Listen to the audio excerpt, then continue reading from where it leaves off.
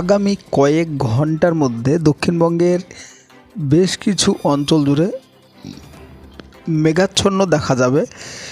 যেমন এই মুহূর্তে আমরা মেঘাচ্ছন্ন দেখতে পাচ্ছি বহরমপুর, মল্লারপুর, দুমকা, দেওঘর, আসানসোল, বাঁকুড়া, পুরুলিয়া, বোলপুর, বর্ধমান এবং দেখতে পাচ্ছি আমরা হলদিয়ার কিছু অংশে। তবে এই মেঘের দরুন আগামী কয়েক ঘন্টার মধ্যে বজ্র বিদ্যুৎ সহ বৃষ্টিপাতের সম্ভাবনা তৈরি হচ্ছে আমাদের এই সমস্ত জেলাগুলোতে, যেমন ধুলিয়ান, আমরাপাড়া, বাঁকুড়া, পুরুলিয়া, তারপরে আছে বীরভূম, মুর্শিদাবাদের কিছু অংশ, রামপুরহাট এবং নিচের দিকে যদি আমরা দেখি তো এই মুহূর্তে দেখতে পাচ্ছি 24 পরগনা এবং হুগলি জেলার কিছু অংশে। বাংলাদেশের ক্ষেত্রে সবথেকে বেশি ময়মনসিংহ, কিশোরগঞ্জ, টাঙ্গাইল, কাপাসিয়া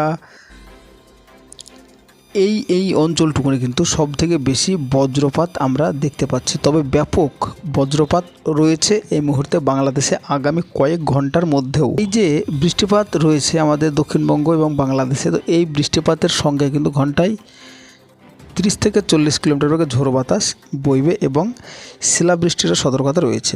তো বন্ধুরা, আজকের এই কারেন্ট আপডেট আপনাদের কেমন লাগলো অবশ্যই কমেন্ট করে জানাবেন।